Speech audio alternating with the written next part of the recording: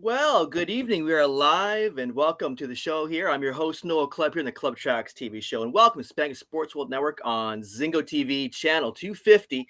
Please remember to download the Zingo TV app from respective iOS and Android app stores, as the app is absolutely free. And of course, when you download, please make sure to rate and leave us a comment because you always want to hear from you folks out there. And Zingo TV is also available on Google Chromecast, Amazon Fire, and Fire TV sticks. Roku and Roku sticks are also available on all smart TVs from 2016 forward, eh? All right. Thanks for watching the show here. Thanks for joining us here in your Sunday evening, folks. And all you folks around the world watching, thank you, thank you, thank you. And it's time to introduce our awesome, cool, amazing co-host here of the show, co-anchor. And of course, he is joining us live from New York City. And he's the lead singer and guitarist of the great band on New York City, The Handful. Please welcome the one and the only, the very cool Mark Cool Dude Duda. Welcome. I am not worthy, my brother. Very nice to see you, man. Yeah, been a couple of weeks. I feel refreshed. Going to shamelessly plug my own stuff here. I have my first full-length solo album coming out on the 29th. It's going to be a good one, I know, because I dropped a pre-sale a couple days ago and it's cranking. So really I'm fired up. Thank you for all your support, and I'm looking forward to what's next with that. So excellent. Amen, brother. And I'm fired up to have Astrid on the show. You know, we talk about this all the time. One of the cool things about hosting a show like this is that every week, just in order to do my job, I'm exposed to listening to new music, right? Something that I might not ordinarily hear. And it really has been good for me to expand my own horizons and to really listen to some enjoyable stuff, you know, that I might not have otherwise heard. And so I was really digging this EP this week. I actually had it in the car with my daughter today, who was rocking out to it. And so, you know, when you got the Taylor Swift crowd also rocking out to it, that's a good sign. That's a great sign. Yeah, no doubt. So I'm fired up. I'm ready to go. How have you been, man? I see your fighters are winning. So yeah, actually, well, I'll share with you, I have a really great winning record as a coach. So, but yeah, actually, they've been doing fantastic. And so my pro fighter's a world champion, and I have a new female in the ranks is doing phenomenal so far, and awesome. A new squad, new roster. They're all doing awesome so far. So, I'm really proud of my crew as always. Always. Well, it's great for the sport to have coaches like you that not only are great coaches from a physical perspective, but really care about the people that you coach. And I've known that from getting to know you this last year and a half. You got a great heart, brother. So, well, thanks, man. Yeah, I appreciate it. Yeah, right on. Yeah, exactly. Yeah, and of course, being a former boxer, you know, you kind of understand what they're going through. So it's like you can always kind of get inside as far as what they're experiencing stress-wise, and so you can talk it up pretty fast. So yeah, I just love that stuff. Nice. Just love it. But I love the show a lot more too. All right, let's not delay any further. Our amazing, cool guest here on the show this evening. So she's a rising Canadian indie pop singer, songwriter. Of course, she's from South Frontenac, Ontario, folks. We're discussing her latest singles, along with a couple performances here on the show later on as well. So please welcome the very cool rising indie pop star, folks, Astrid Tanton, to the show. Welcome, Astrid. Yeah. Thank you for having me. Thank you, guys. Thank you. Right on. Thank you. Yeah. So how are you doing this evening? How are you this evening? I am doing really good. How are you guys? You guys doing good? We're doing good. Awesome. Yeah. This is a happy place for us. Absolutely. So whereabouts is your hometown, South Frontenac? Where's it located in Ontario? So if you know where Kingston is, it's kind of like 30 minutes outside of Kingston. It's called Verona. It's in South Frontenac, but it's so small it's considered a village, not an actual town because of the population. But I see. Yeah, so that's kind of like where I grew up, and then I moved to Toronto for high school and university. Oh, okay. So you're like 14, 15, 16, we made that transition to Toronto from South Frontenac? Yeah, well, I actually I moved to Toronto when I was 12 years old because I skipped a grade. So I started high school a year early and graduated high school a year early. Very good. Now you're really, I mean, you're young, right? Can we share that with our audience? You're like Yeah, 19 or yeah. 20, right? I'm 19 years old. 19 Awesome. years old now. Wow. You mentioned your break really when you're 18 years old. Is that correct? So Yeah. about a year ago, a little more than a year ago. Yeah, very cool. So when you're, of course, you're very young, but like I'm quite curious, like who were your most musical influences for you when you're growing up? Growing up, I definitely was like a Taylor Swift kid, like very obviously. Like Taylor Swift had my heart from like Love Story and You Belong With Me. Mm. I also pretty quickly jumped onto the Shawn Mendes wagon when he started Oh, putting out music. Right Um, on. to be on. Yeah. yeah, and then like I would say those are like the two I grew up with. I also was really into musical theater. I did also like I went to an arts high school and I was a double major in musical theater and vocals with a minor in dance. So I was a performance kid. And so I was really into musicals like like Spring Awakening, Anything Goes, like Legally Blonde. Like I spent a lot of time also in the more classical vocal world because of my high school. But now I'm also way more into people like Tate McRae, Billie Eilish. I try and emulate their kind of energy now. Right Yeah, on. gotcha. But actually, it doesn't explain to me like why you sound so mature, like musically speaking, already in your tracks, your singles. Because I mean, that takes years to accomplish that, and you already have that base, that foundation already. So that really shows. Yeah, Thank you. very very impressive, very very impressive. You're already beyond your years already. So very cool, very cool. So, what's it like for you being in Toronto now? You've been in Toronto now for a while, obviously, but from a musical standpoint, how's it been like for you as an artist, making that transition, making that development here in Toronto?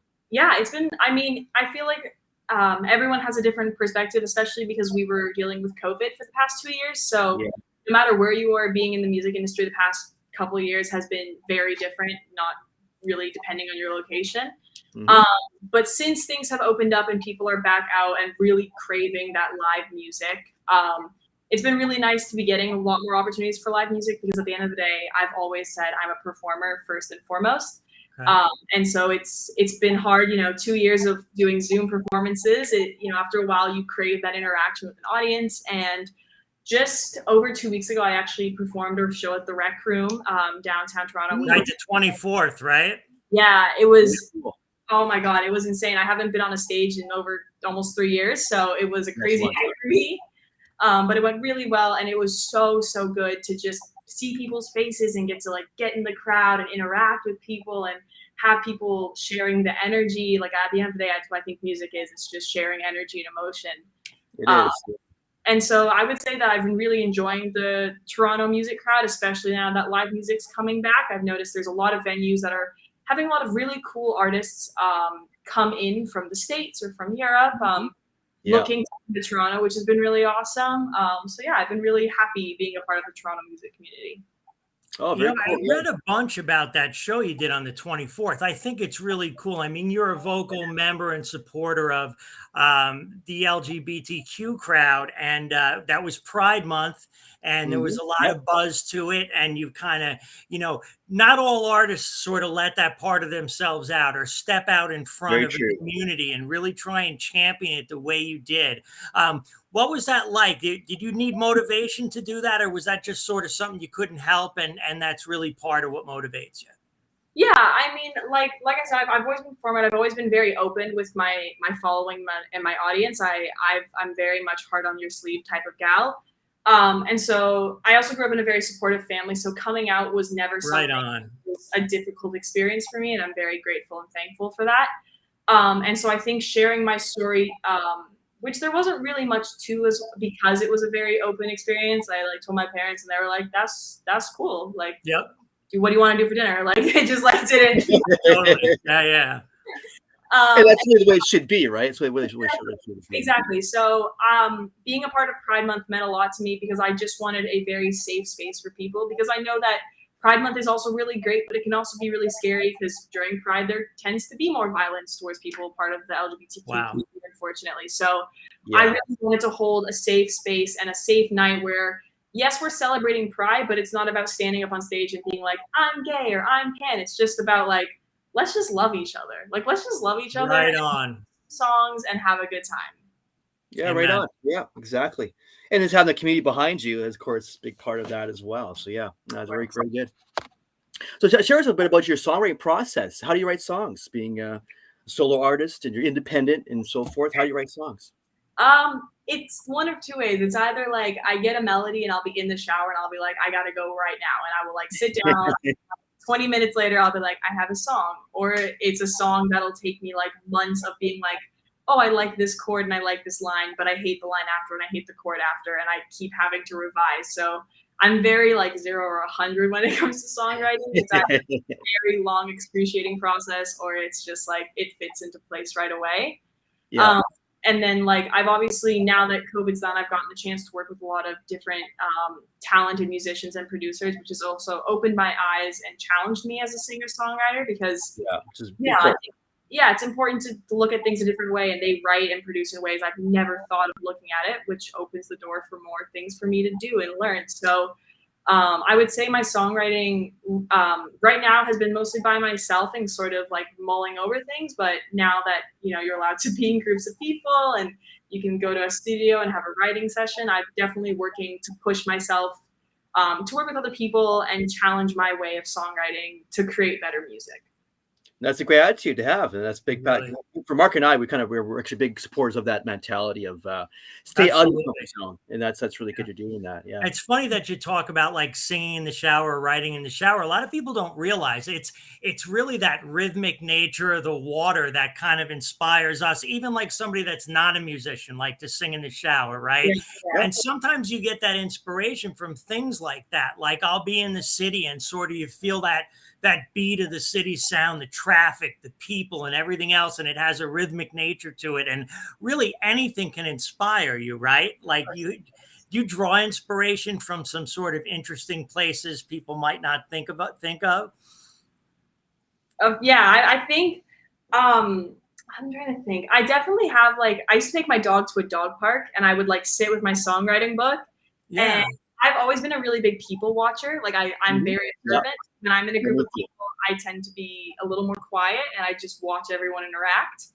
And so I would literally go sit at like some of the busiest downtown dog parks with my dog.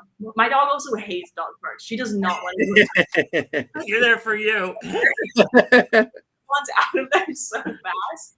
But I would just go sit with like a notebook and I would just like document interactions and the way people's body language read and those kind of things. I also go to school for sociology and culture. So like my entire degree is built off of like the way people interact and how society influences that. So it's kind of my entire life aside from That music. is great insight. Thanks for It sharing is. that. It The is. people and our listeners, our viewers love hearing that type of stuff. Yeah, that's terrific. Thanks for sharing that. Yes, Absolutely. that's kind Absolutely. of like the interesting songwriting stuff I do. Totally. Yeah. That is, no doubt, no doubt. So tell us about your latest single, Jury. What was the inspiration behind it? Maybe a little content behind it. If you can share a bit more about single Jury with us. Yeah, so Jury I wrote actually like in the worst month of COVID. So like when it was like March of 2019, I guess it would have been, I Mm-hmm. believe, or yeah, or maybe March Oh, of 2020. 2020. Yeah, 2020. Yeah. 2020. I was literally stuck in my room and I just got the idea for a song. And I thought of the song River by Bishop Briggs, Mm. which has a really heavy beat. And I was like, oh, I really like that song. And there's a bit of grit to it. And a lot of the stuff I'd come out with, I felt was a bit more light and poppy. And, you know, as I get older, I get a bit more mature and my music will change with me. And so Jury was a song that I kind of wanted to get a little more, I don't want to say aggressive, but I guess in a way like I aggressive. love that one because Great it's got track. sort of a darker vibe to it. Yeah. And when I was listening through, like I was enjoying everything, but that caught me. I was like, ooh, let Yeah. me like just for me, like that really grabbed my ear. So that's interesting. Yeah, Yeah. it's Mark and I the same way that way. We love that kind of edgy stuff to it. So it has a lot of edge to it for It us. was pretty unique too. Yeah. I mean, not that your other stuff isn't, but that was like, wow, like this is something I don't think I've heard someplace else. Yeah, and my producer Spencer Schwartz, he did a great job on it. He learned to understand my language because I'm the kind of person I'll send him a rough song and then I'll be like, oh, I like the bass line from this song. Could we somehow make a version of that for this? And I like the trumpets of this. Can we? And so he does a lot of decoding when I send him. Yeah, it's important. Yeah, of course. And so yeah, jury kind of came from that place of, I guess I feel like I'm a very nice person. I'd like to think, and sometimes that can be taken advantage of course. I think we've all been through it, especially as Okay. musicians. I feel like musicians are some of the most vulnerable people, and therefore the ones who Yes. feel it the most, because we just feel everything so much. Artists in general, I would also say, but Yeah, I agree with that. yeah, so jury kind of came from a place of being like, enough's enough. I'm gonna call you out, and that's that. Like, enough. I'm over it. I'm gonna call you out, and that's why the idea, like, tell it to the jury, Right. like The go judge and cry. jury right here, right now. Yeah. Yeah. Very cool. Yeah, very cool. So who's behind making the video of that single? Are you involved with the creative process of making videos, or is it up to someone else's job to Yeah. take care of that for So you? How's that work for you? that was my first video co-producing. I also worked Yeah. with my amazing choreographer, Leanne Tammy. She's a Toronto, she owns her own Toronto dance company. She's incredible. She's a Toronto-based choreographer and dancer. She's done a lot of great work, as well as I made a couple friends through my university who were in like the film and videography, photography program. And I just reached out to them and I was like, I would love to collaborate with you guys. So it was definitely a very collaborative effort. It was not just me or my choreographer. It was very much like, I'm gonna find us a cheap place that will let us shoot. And it was literally a girl's apartment that I like met on like a website. I was like, can I like use your apartment for a video? Got some dancers together, and it was very much like a week of like late night dance rehearsals, and then just like do it. And we did it in like 3 or 4 hours, and then we were just done, and that was it. Who's involved with dance choreography there? Was that yourself? Was that someone else involved with the Yeah, so dance? that is Leanne did all the choreography, and she had the dancers from her own personal company, and then she also trains me a little bit because I do like to dance. I am definitely lanky, so dancing is not my strong suit. That's why I'm a musician, but I like to dance a little bit. So I told her that I really want to dance, and I want to make that a part of my shows. Is I want to be able to dance and have a good time on stage and not just be someone with a mic. Yeah. So, You're still an entertainer at the end of the day as well, right? Still an entertainer at the end of the day, so that makes sense. yeah, of course. Yeah. Wait, over to Mark. Over to Mark. Well, yeah, you know what? Just I'm going to keep going with this because, like, it's so interesting to me that you have a dance background and that you said that because one thing I noticed when, like, I'm prepping for the show and I'm looking at your socials and everything else, I'm like, so this woman is outdoors. She's around. She's not like a person that's sitting in her apartment in front of the computer, or just like alone with her guitar all the time. And it seemed like you care about. A lot of people think of musicians as just people like sex, drugs, and rock and roll. We're partying all the time. You know what I mean? We don't care, but you take care of yourself. And I'm not going to say it's unique, but it's not so common. You take good care of yourself. You respect your body. So what are some of the things that you do to keep yourself and your voice in shape?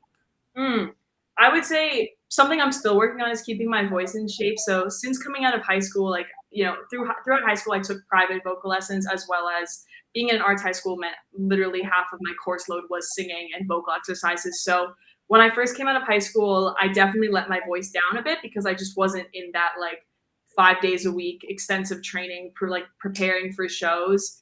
And so coming out of high school, I had to kind of check myself and remind myself that this is not only an instrument, it's a part of my body, and it's not like a guitar where I can pick it up, tune it, play a couple riffs, Right. and good to go. It needs to be built. It's a muscle. So I started doing some like online boot camps, and I honestly found the biggest thing that worked for me in terms of keeping my voice healthy was literally singing songs and recording it, and then listening back and sort of correcting myself.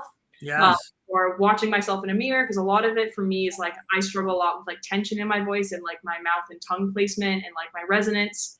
So a lot of it was just like taking photos and videos of my mouth and learning that. I also think like Ariana Grande did an interview where she talked about how like she spent a lot of time like copying the greats like Whitney Houston and like watching how they would sing. And so I literally did that as I spent like a day like watching some of Whitney Houston's live performances and her studio times, or like Jennifer Hudson, like real powerhouse vocals who like have technique down to like a crisp.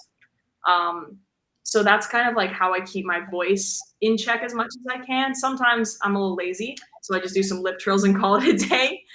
And then in terms of like my body, I do actually go to the gym quite a bit. I love working out. It's funny, you mentioned boxing. I box. That's also Really? yeah. I used to, not to his level, but we have that in common. Your level at all. Definitely still learning. I do have the upper body of like a chicken. Like I have very little of that. But I do boxing as well for my mental health. I find it really good. It's a you know, boxing's the thing where if you're not living in that moment, you're getting hit in the face. So you got right on. Yeah.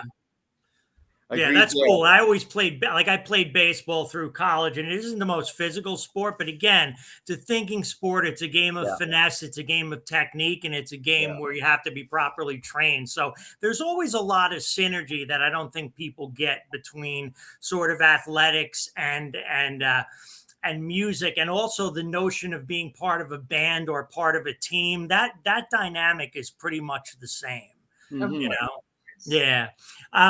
So with the style of this new record, right? Because it's not the first thing you've put out now, because, in spite of your young age, you have released quite a bit of stuff. How do you, like you did allude to the fact that you will accept input from producers and arrangers and people, like sometimes songwriters get real possessive and closed off about that.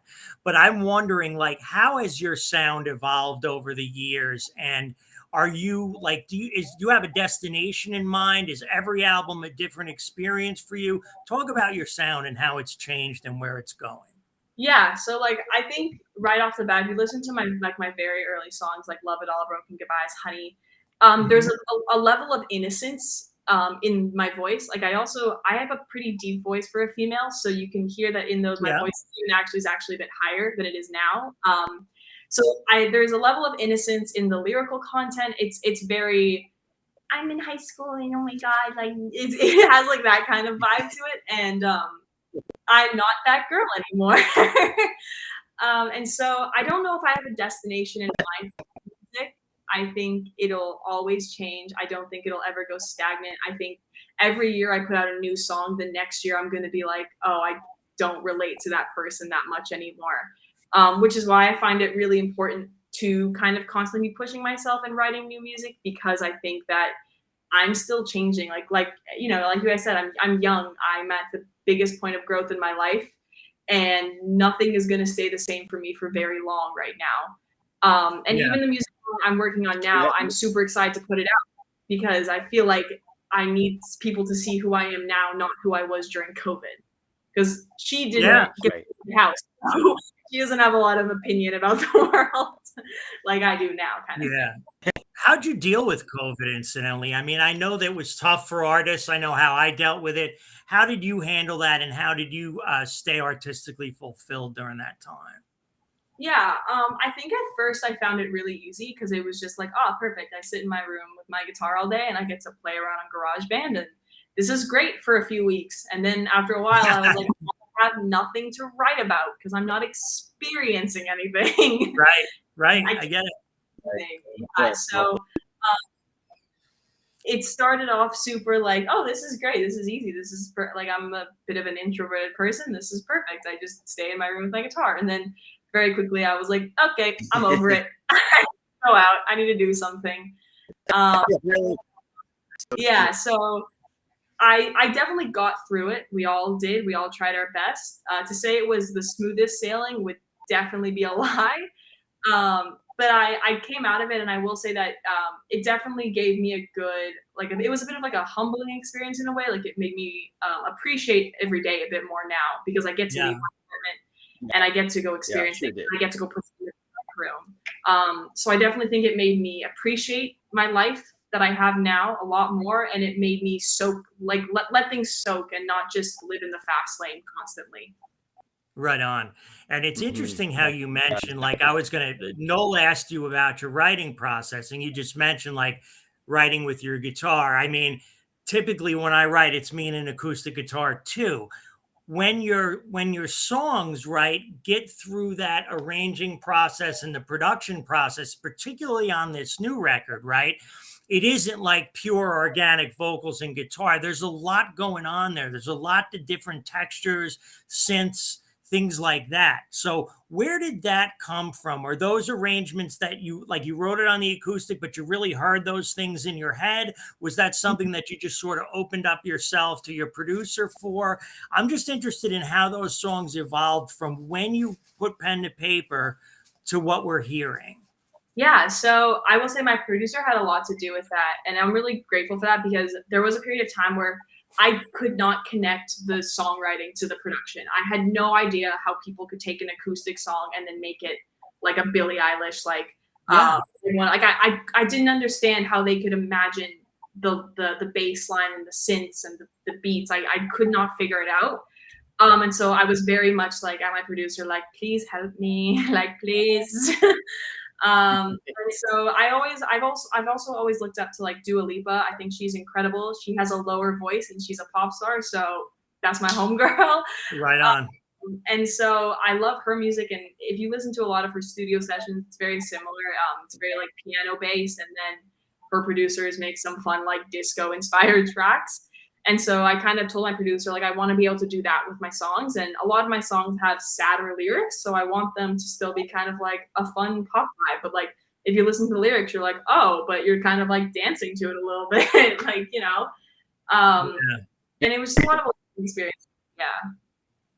That's really cool. Now I'm going to ask you a question that gets asked to me a lot, which is when you create these songs, and it's you and your guitar, right? And sometimes I imagine you play for people when it's just you and your guitar.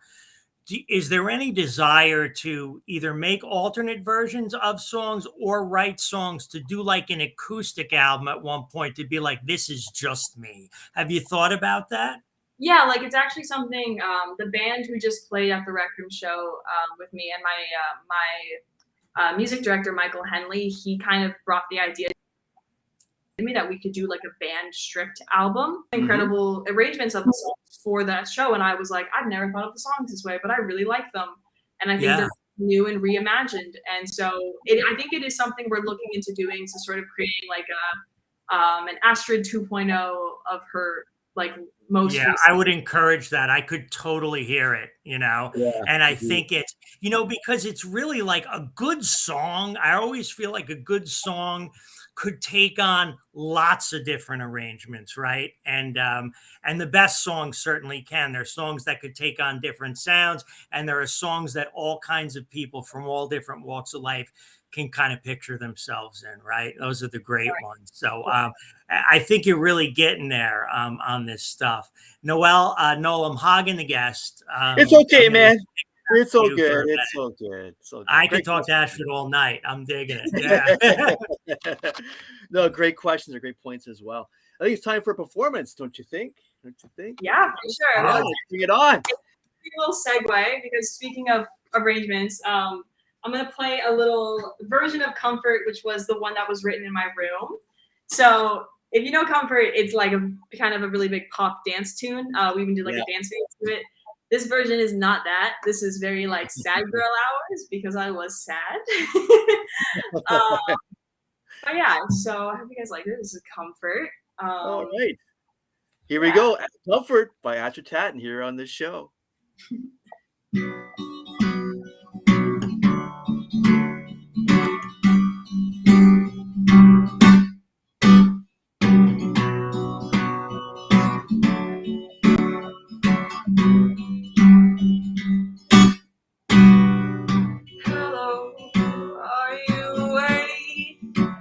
Got some things to say. Never mind, I'll just go to bed. Left on right. At least I get the comfort of knowing you saw it. Maybe I deserve better. I should go for better. But you are just so comforting to me. Left on right. At least I get the comfort. At least I get the comfort. And bright screens dull my eyes. Hope you'll call tonight. I know you won't. I'm on my own. You'll text me at 1, then call me at 2. I'll be ready by 3, then over by 4. Whoa, no.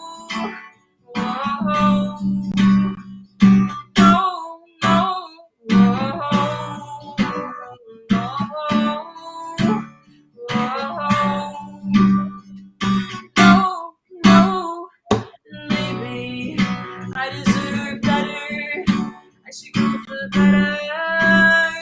But you are just so comforting to me, left on red. At least I get the comfort. At least I get the comfort. At least I get the comfort. And bright screens dull my eyes. Hope you'll call tonight. I know you won't. Better on my own. You'll text me at 1, then call me at 2. I'll be ready by 3, then over by 4. No. Whoa.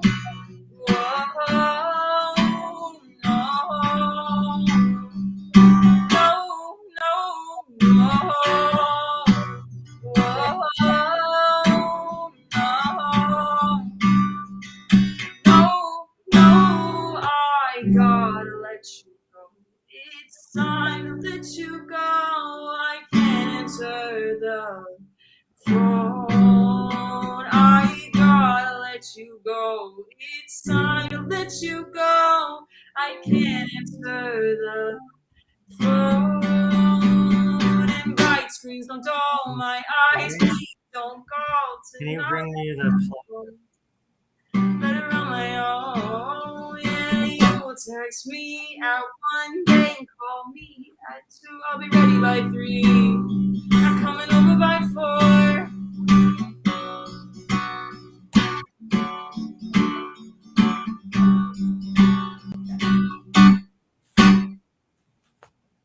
Right on. Woohoo!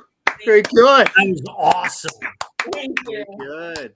Really good. You see, voice, I mean, that's a really, that song, like, I really like that sort of organic, you know, guitar, like, but that's me. But, and I like the other version too, but it absolutely lends itself to that type of arrangement too. Thank you. Yeah, right on. Yeah, well done there. Well done. Very good. Very good. So also, I'm supposed to ask you too about song "Closely" as well, because I know it's been. That's what, was this about a month ago? Was that one? But last month was it? Yeah, yeah. So how did that song come about? "Closely." Yeah, so that one came before COVID. I wrote that. Oh, okay. Yeah, so I wrote that. I kind of, when I was struggling with knowing who I was fresh out of high school and I took a gap year, which like none of my friends really did. So I definitely felt like I wasn't sure what I was doing, but I knew I wanted to do my music. But all of my friends kind of had a bit more of your normal university lives. They were going down paths. They really knew exactly what they were going for. And it was paths that kind of lended themselves to it. It was not like the music industry, which is just like, hope for the best and keep trying. And so I was struggling with knowing who I was and knowing that what I was doing was right. Like, you know, unfortunately, a lot of people doubt you in this industry if you're not Eilish or Shawn Mendes, and they'll constantly tell you that it's a waste of your time or, you know, all those unfortunate things. Yeah. And so I dealt with a lot of people telling me what I should be doing and how to do it. And coming from a small town meant I also had a lot of judgment when I would come back. Like, you know, when they would see that I was home, I could go to the grocery store and I would get looks. I would get, you know, I got bullied. Definitely was the odd one out. And so Closely was kind of a way of saying that, like, you just get to know me before you come up with all these assumptions. Yeah. And so that's why I like lines are like, if you don't know me, you'll just try to change me. You ask me why I dye my hair. You ask me why I dress this way. Because I just dealt with a lot of people kind of acting as if they knew what was right for me when they really didn't even ask me who I was. Right. Yeah. No. Right on. Right on. But you know, I see a lot that goes on. It goes on when it's become popular. I see it myself with people that I knew over the years, where you haven't changed, but how they look at you has changed. And so they can obviously assume, oh, then he must be like that, and oh, he's above and beyond us. It's like, no, I'm still the same person. So you look at me differently. But I see a lot of that goes on over the years, and unfortunately, you know, that's happened. But you're very grounded that way, where you can see, it's like that's no, like I know who I am, and I know where I want to be, where I'm going. So I love it. Yeah, I love it. Love it. So tell us about your journey being an artist in Canada. Like how's the challenges for you as an artist trying to get your name out there on the online world? How's it been for you? You find it easier? You find it better? Is it more challenging? Like how's been your experience overall? Yeah, I think it comes and goes in waves, honestly. I don't think it's been easy. I don't think it's been hard. I think some months I will produce better numbers than other months, and that's just kind of part of it. I think right now I'm working at consistency. I think consistency is the hardest thing to produce as a coming up artist. I have been posting a lot on TikTok because that is what all the kids do these days. No kidding, right? It's so huge. So I've probably been the most consistent on TikTok, which can be a little frustrating because the content that I post on TikTok that gets the most views and attention, it has nothing to do with my music. It's just like me being like a 19-year-old. And Right.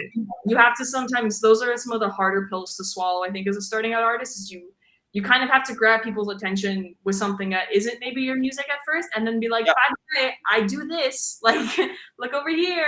And that's society in general. It really is. Yeah, like you can, very well put. you post something about I've got a new album coming out, and it's a wonderful accomplishment, right?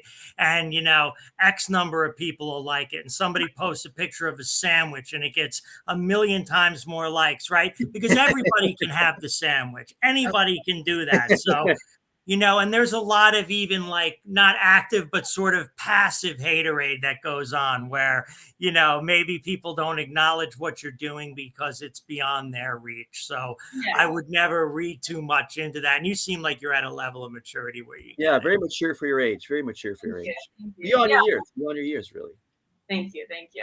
Yeah, musically speaking as well. Even musically speaking, you're speaking a lot as well. Like you're very mature in your years as an artist. Yeah, no, very, very impressive. Very impressive indeed. So who, like we kind of touched a bit earlier about you want to collaborate with more people.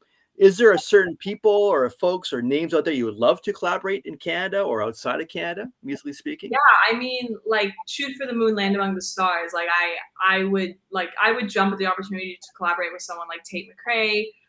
Jessie Reyes, I love with my whole heart. I think she's one of the coolest women in the music industry. I see her perform and I'm just like absolutely in love with her. Like I definitely have a crush on her. Like I think she's so cool. I think her music and her voice is so unique. I would love to, like, honestly, don't have to work with her, just like experience her in her art. Right. And, like, yeah. around.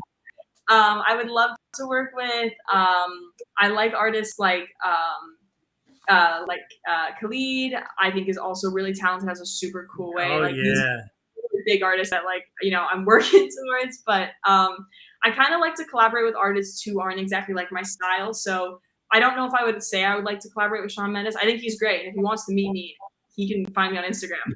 But, right on. We can collaborate. But I like to work with artists who can challenge me. And I think that's what's really cool about being an artist, is being able to share with people who are different. So people like Kid Travis, like people who are more in like that R&B sort of like R&B pop and soul vibe, I think would be awesome to work with.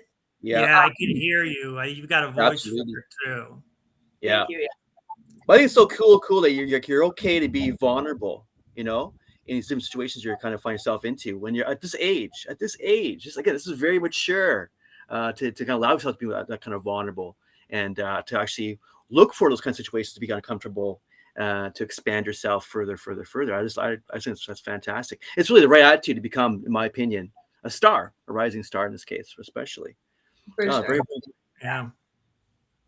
very, very good indeed. So what about radio? Like I kind of know the answer already, but I want to ask you anyway. In terms of radio, does it support you at all? It comes to your music and I've been added to like a few different radios, and I've done some different I've done some radio one-liners where it's like, "Hi, I'm Astrid Tanton. You're listening to like Sugar Pop Radio, the sweetest radio." Like I've done some of that radio work. I am pushing to try and get on some bigger stations. It is hard to just get a hold of people. So true. But I am pushing for radio play because I know that would be really awesome.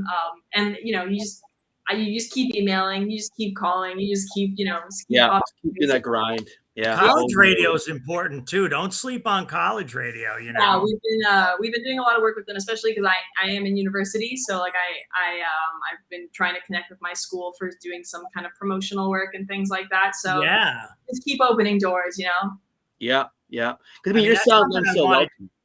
Oh, sorry. I'm sorry.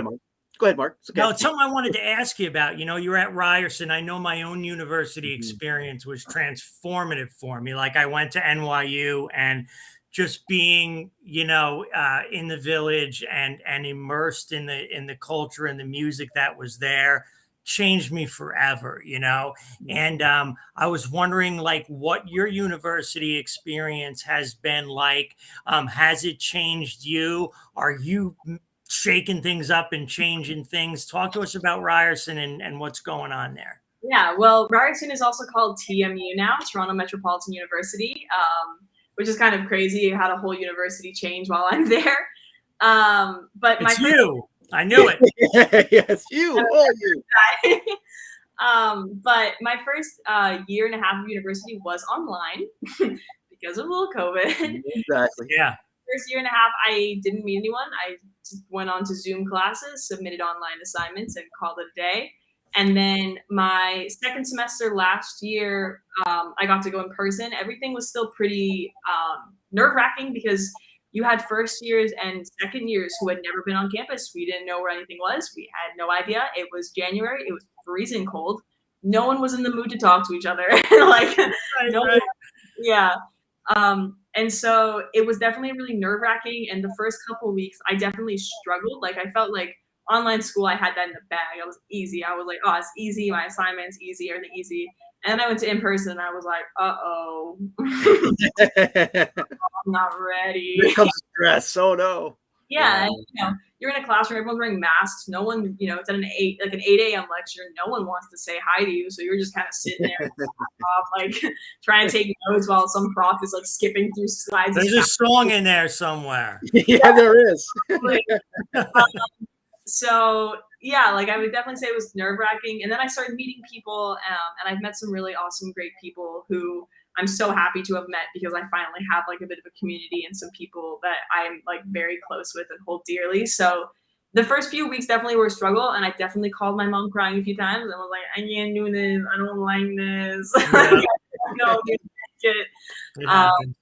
But you push through and you get through, and I'm really looking forward to going back in the fall now because it's going to be, like it's no masks, everything's in person. It's going to be like normal school essentially. Yeah. Hopefully. Cool. Hopefully. You have time for one more performance. You're up for it? What do you want? Awesome. Yeah, for sure. Let me song before we go. Love it. I can't believe it's time already. I know. It always flies by. Great conversation. Yeah, as always. Yeah, I can do a little sneak peek of a song that has yet to be released or even like talks about. Very good. Please do. Yeah, give me 1 second to just remember how it goes. It's so important to crown test your stuff too. Oh yeah, exactly. That's right.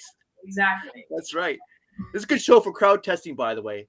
No doubt. Okay, so this one is called A Whole Bunch of Maybes. Whole bunch of maybes. Astrid Tanton, here we go live.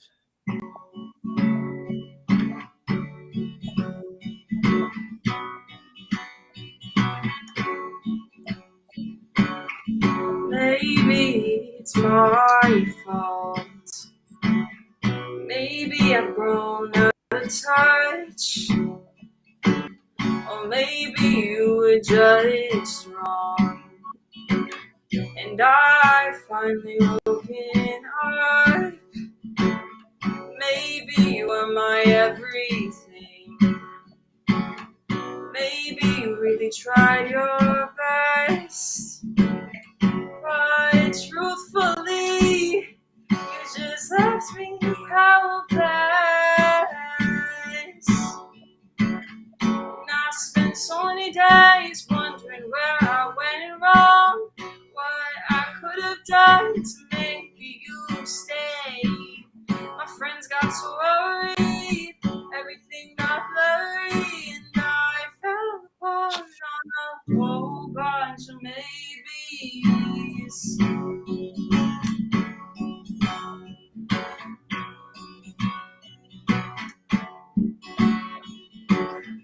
Maybe you never knew how to love. You said everyone had lost your trust. Couldn't even look me in the eyes. You live in denial, that's how you get by. Spent so many days wondering where I went wrong. What I could have done to make you stay. And my friends got so worried, everything got blurry, and I fell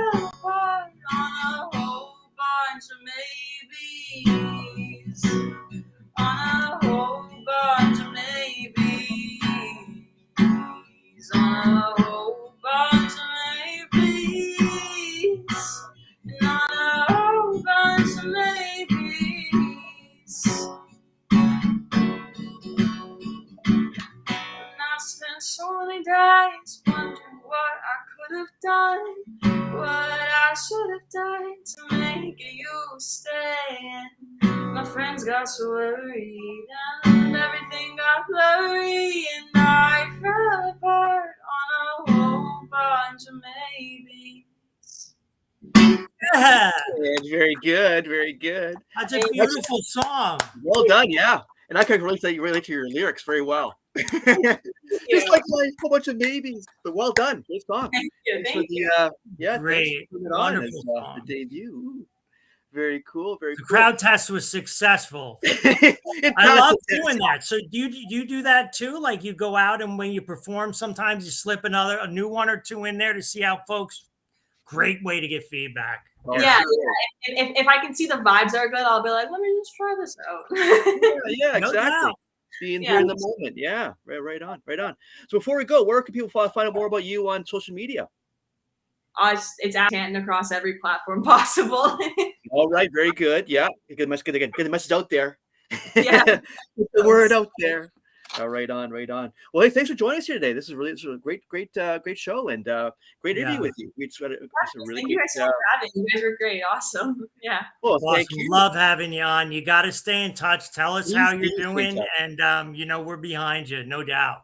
Yeah, Yes, no, of we course. just Thanks so meets a much. couple fans here on the show. So well done, well done. That's a great EP, by the way.